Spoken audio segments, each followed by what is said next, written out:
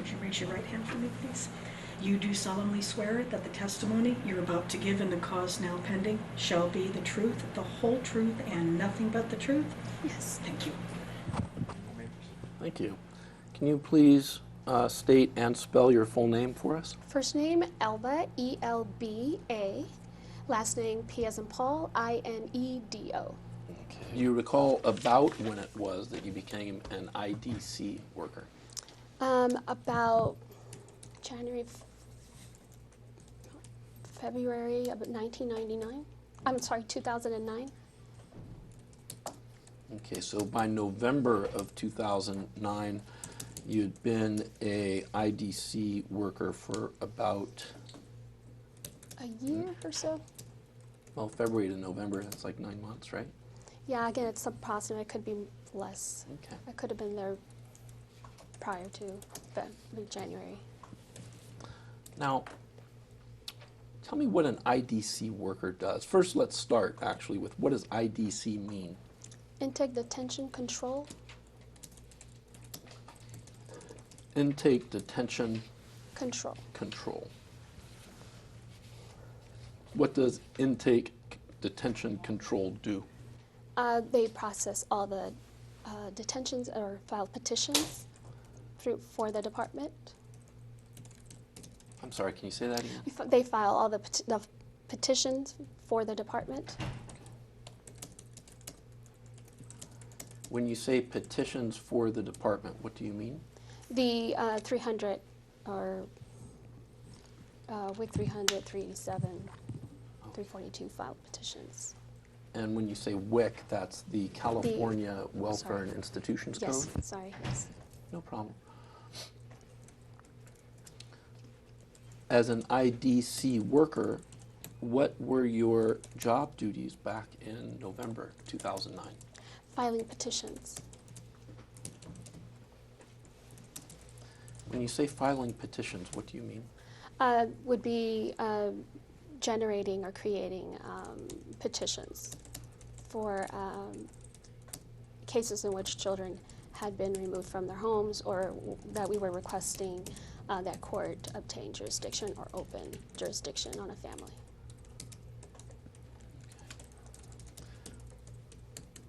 Now, when you say creating and filing petitions or generating and creating petitions, was it you yourself that actually would create the petition, or would somebody else create it and then you would review it and sign it? How No, would I that would work? develop it. I would create it.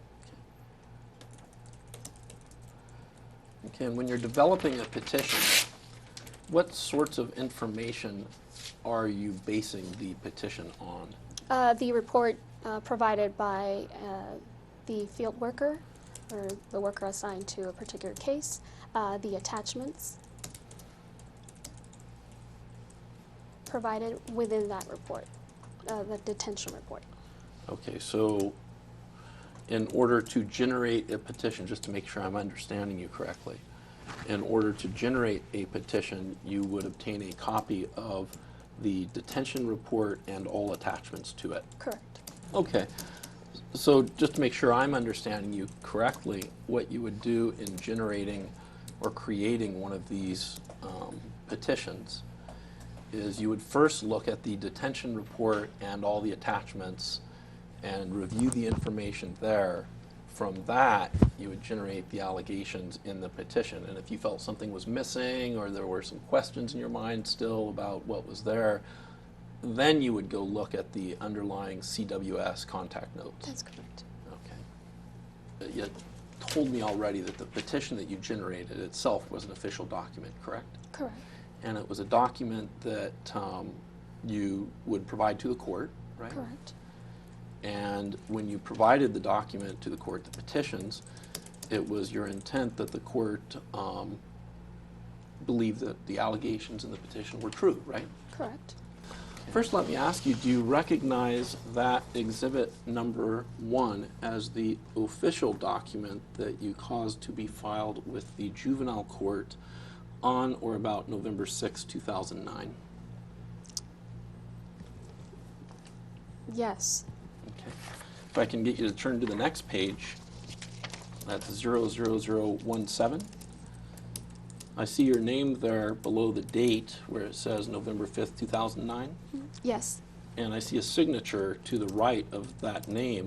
Is that your signature? Yes. You see right above the petition here, or rather your signature, it says, I declare under penalty of perjury under the laws of the state of California that the foregoing and all attachments are true and correct. First, did I read that correctly? Yes. Okay. And earlier I asked you if, when you filed this document, you intended that the court believe the contents of the document to be true. Is that one of the reasons that you signed this declaration under penalty of perjury? Yes. Okay. As you're telling the court that you recognize in the state of California that perjury is a crime and that everything in here is true, subject to penalties of perjury, right? Correct. And then you took this official document and you filed it with the court. Yes.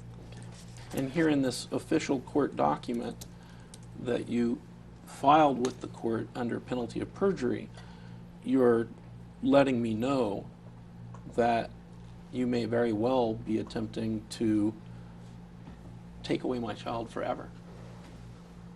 Yes. Okay. Am I correct that the filing of the petition, the WIC 300 petition,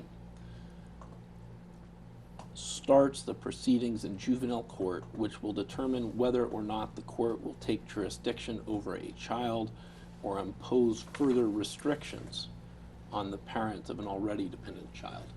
Yes. Am I also correct that when you're putting together your petition, before you sign it under penalty of perjury, you are required to correct any inaccurate information contained in that petition? Yes. And that's because you're signing it under penalty of perjury. It better be true, That's correct.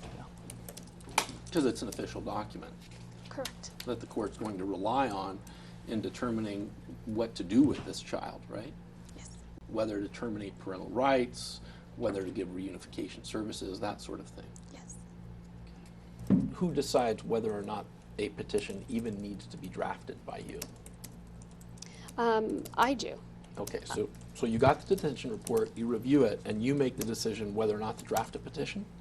Correct. Once you've made the decision whether or not to draft a petition, do you have to consult with anybody? We consult with our in-house county councils Before or after you draft the petition? after. We provide them with a copy of the draft that I've developed and a copy of the detention report with attachments. Okay. Am I correct that county council is not consulted before you draft the petition? It depends Okay, on what?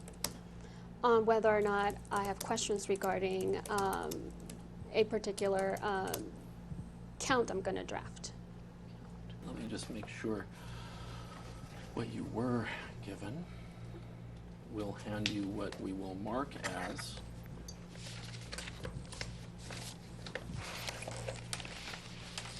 exhibit number 4 to your deposition. It's a document titled Detention Report. Do you recognize that document? As a detention report, yes. Do you recognize it as the detention report that you reviewed on Monday this week? Yes. Okay. If you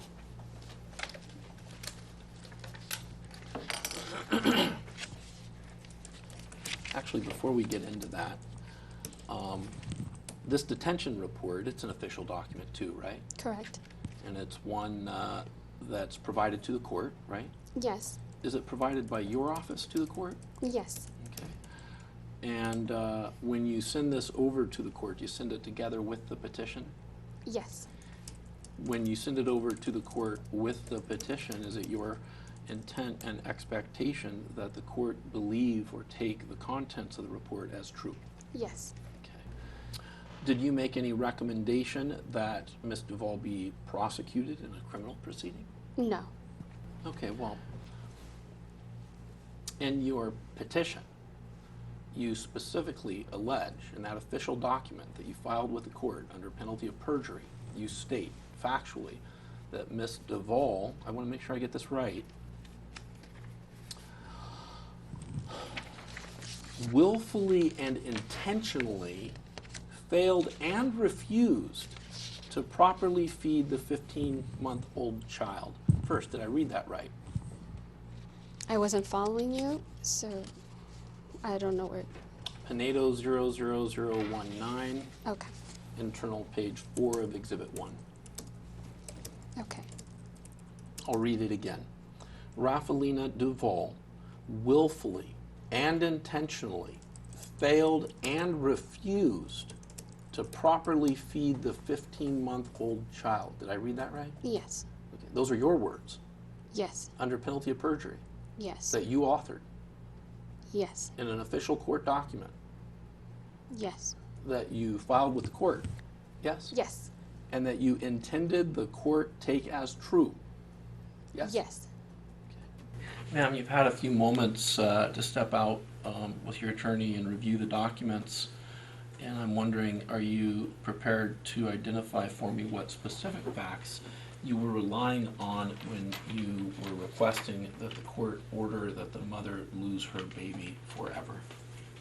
I don't recall. I don't have recollection of this case and the process that I took to identify it. Have recollection. Okay.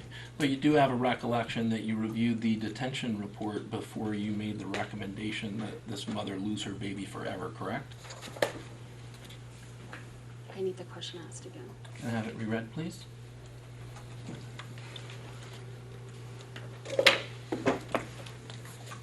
Question, but you do have a recollection that you reviewed the detention report before you made the recommendation that this mother lose her baby forever, correct? I'm going to say that my common practice is to review all my detention reports before I make any recommendation. Did anybody tell you what to write in your addendum report? No. Didn't have a supervisor that you consulted with? No. Am I correct that one of your duties as the IDC worker who is drafting these petitions, one of your duties is to correct any inaccurate information contained in the petition. Did you understand my question? If I correct my petition. Is that Yeah. what you're asking? Isn't it one of your duties, one of the duties of an IDC-CSW to correct any information, any inaccurate information in their petition? Yes, when needed. Okay.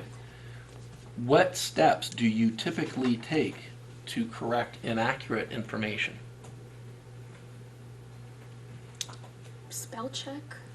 Okay, so we're talking about typos. Yeah, if I'm making sure I have all the parties accurate, parents, children named correctly, that I'm filing the correct count for the correct family, that it's being placed in the correct location, that type of stuff. So yes. How about, do you check to make sure that the facts that you are setting out in the counts that you sign under penalty of perjury and submit to the court, do you check to make sure those are accurate?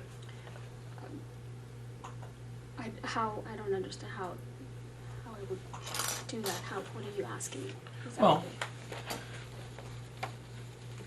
the mother willfully and intentionally failed and refused to properly feed the 15-month-old child. Okay, you told that to the court under penalty of perjury, right? Yes. What steps, if any, maybe you didn't take any steps at all, what steps, if any, did you take to ensure that that factual statement was accurate? I don't recall. You reviewed the documents I don't. Monday, right? Yes. You read them all? Yes. Spent a couple hours on it? Yes. Had a chance to consult with counsel? Yes. Okay. You know what evidence is, right? Yes. Okay. And you know that when you're drafting one of these petitions, you have to have evidence to support each of the facts you're putting in the petition, right? Yes. Okay, so you have that understanding through your training, right? Yes. When, and when you wrote Raffaelina Duval willfully and intentionally failed and refused to properly feed her child, what did you mean? I have no recollection of like my process of thinking at that time. What does the word willfully mean to you as you read it here in this petition that you signed under penalty of perjury? Willfully would mean purposely. Okay. What does intentionally mean to you in this document that you signed under penalty of perjury? She had the intention, or a parent had the intention of causing or failing to do something. Okay. And when it says refused, what does that word mean to you as you read it here today in the document that you signed under penalty of perjury? They didn't want to. Well, it's more than that they didn't want to, right? Well, that's There's lots what, of- well, that's what comes to my mind. Okay. At the time that you signed this petition under penalty of perjury, did you know for a fact whether or not Miss Raffaelina Duval intentionally refused to properly feed her child? I did not have personal knowledge of that. Now, looking at page number 00017 of exhibit number 1, where do you tell the judge that you have no personal knowledge of the fact that Miss Raffaelina Duval willfully and intentionally failed and refused to properly feed her child? Where do you tell the judge that you have no personal knowledge of that? I don't.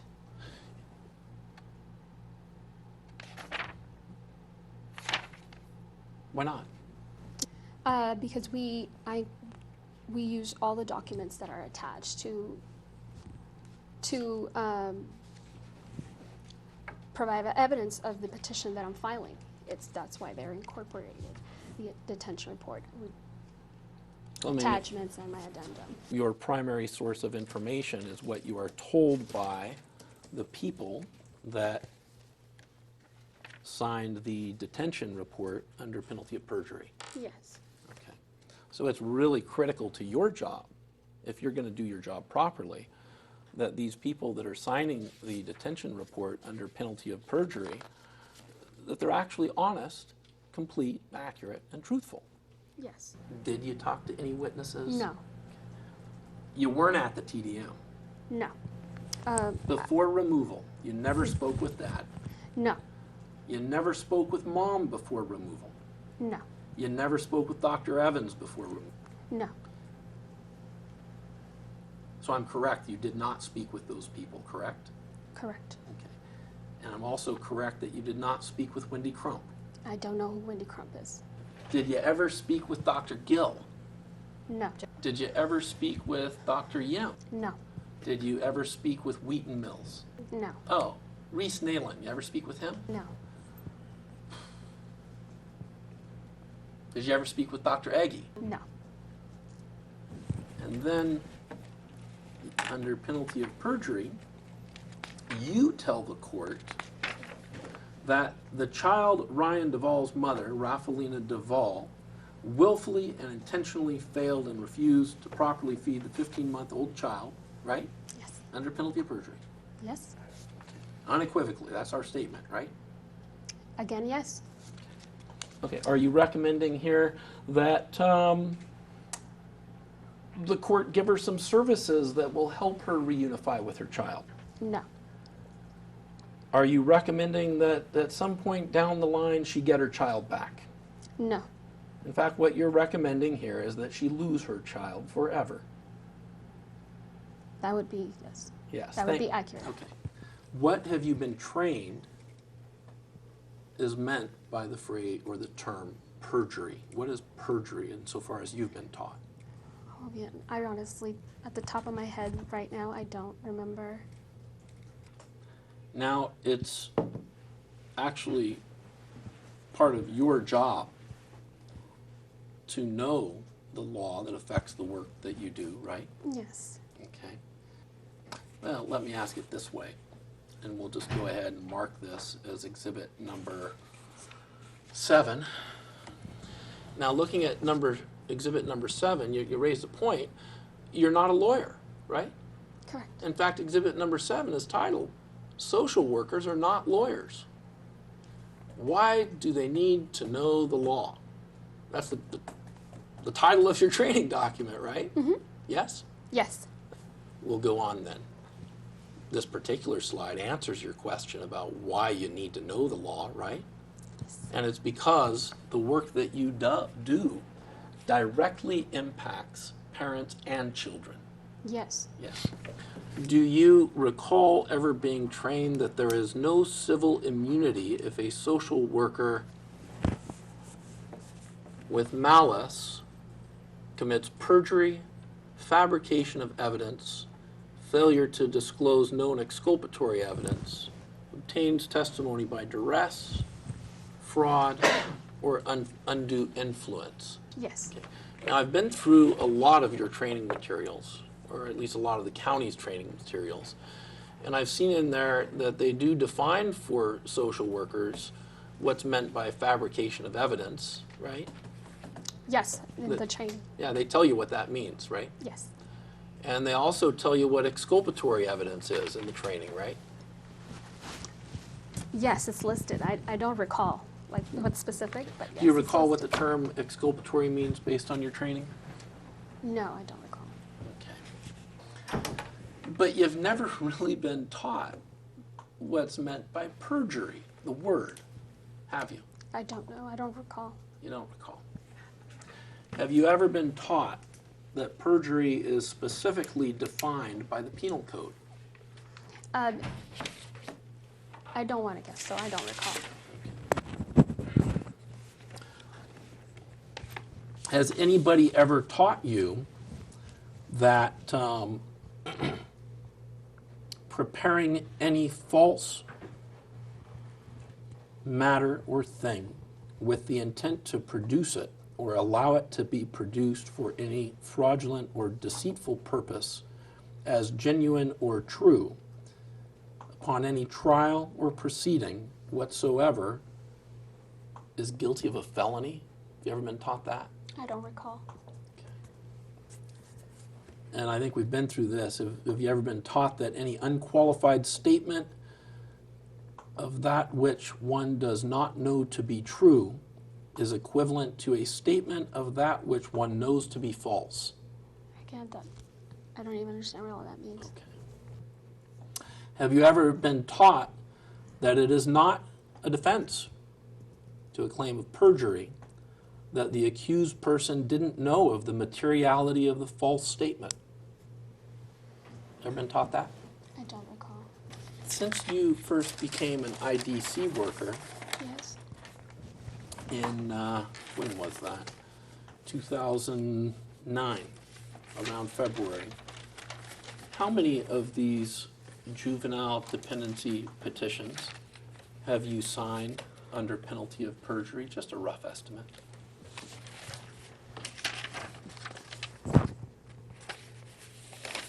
About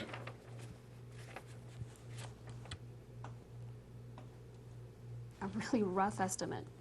200? 200 in the last 4 years? 5 years? Like I said, About how many a month do you do right now? a month, Mm-hmm. about 8. 8 a month.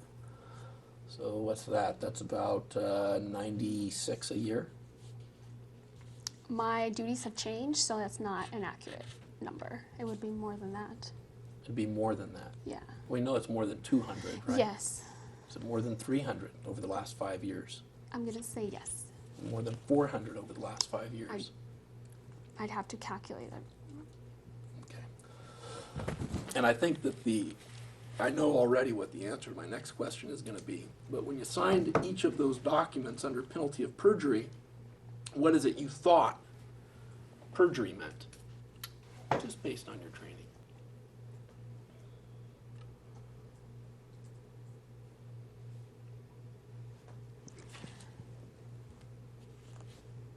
I honestly don't know how to answer that. Do you know what it means? Not at the Sitting top of here my today? head. Not at the top of my head, no.